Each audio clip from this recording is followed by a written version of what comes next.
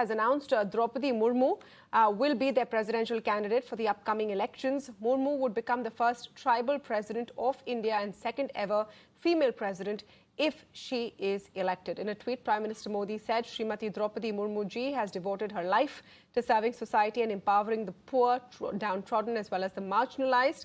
She has rich administrative experience and had an outstanding gubernatorial tenure. Remember, she was the former Jharkhand governor as well. So now we know both the candidates, and we'll pull up that split screen, because on the one hand you have Draupadi Murmu, whose name was announced by the BJP a little while earlier, actually at around 9:30, 9:40 or so this evening. But early in the day, Yashwant Sinha was announced as the opposition's pick for the upcoming presidential polls. This is 17 opposition parties who, after days of hectic parley, chose Yashwant Sinha as their face. I remember they first wanted Sharad Pawar, he declined. Then they wanted Farooq Abdullah, he declined. They've settled on Yashwant Sinha. He's been in politics since 1984.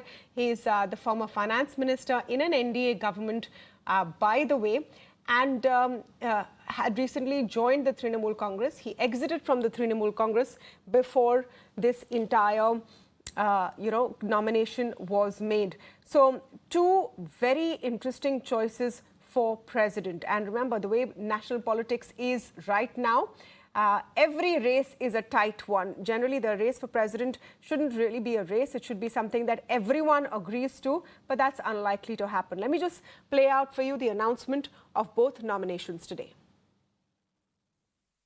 हमें प्रत्याशी के रूप में कोई पूर्व से ढूंढना चाहिए, भारत के पूर्वी क्षेत्र से ढूंढना चाहिए, और हो सके और हमारा प्रयास हो महिला को हमको स्थान देना चाहिए।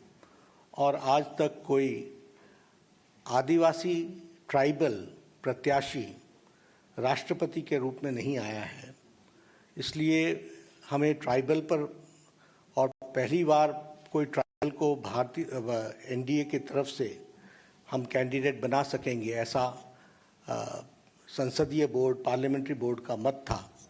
और इसलिए श्रीमती द्रौपदी मुर्मू, इनको राष्ट्रपति का प्रत्याशी घोषित किया गया है एनडीए की तरफ से। At a subsequent meeting held today,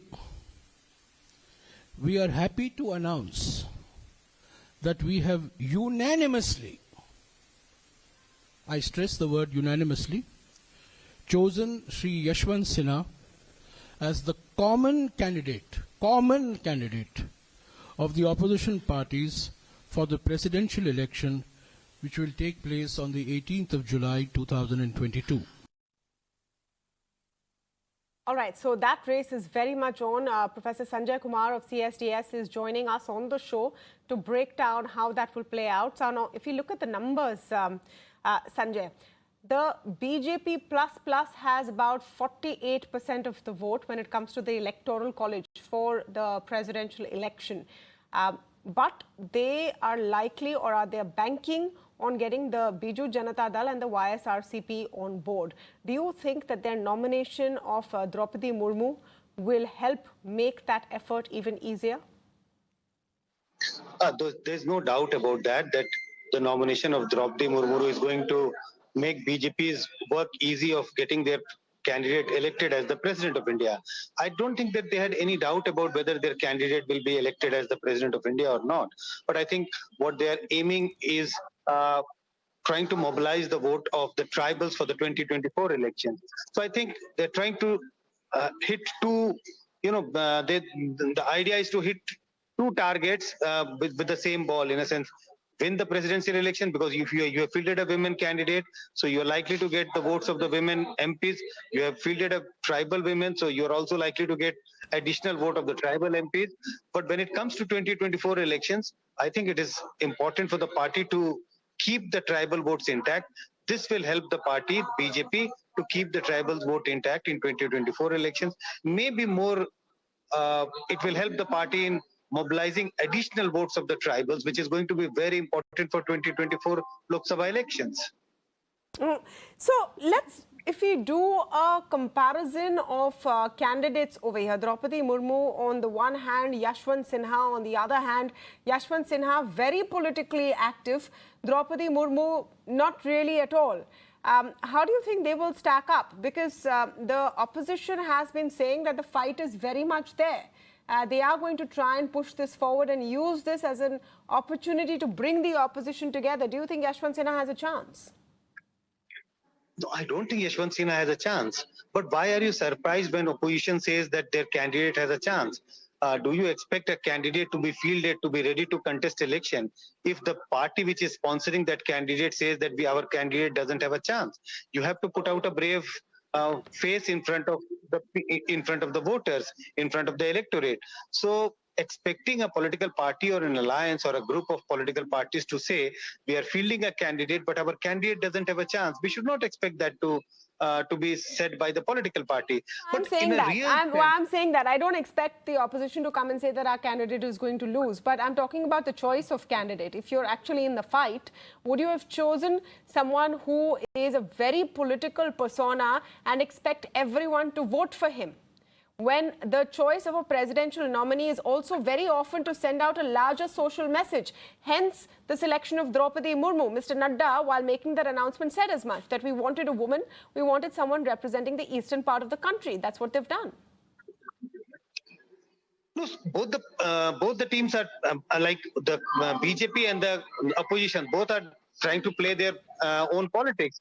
In a sense, if we look at the candidate of the opposition party, they have put up a candidate who has been politically very, very active. So they're trying to just make sure, or they're just trying to motivate the MLAs and the MPs to try and vote for a person who would look like a more, promising president of India if he gets elected, because this is a man who is politically active, knows the constitution, he has been a veteran in the politics.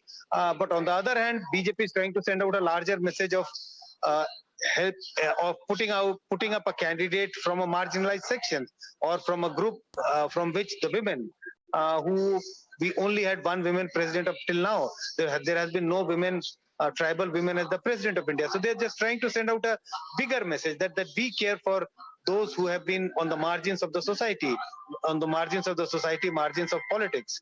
So that is what BJP is trying to do, and opposition was also trying to send out a message with fielding a candidate with whom they think there may be some cross-voting, because some BJP leaders may also think that this is a candidate worth voting. So both are trying to use their own tricks.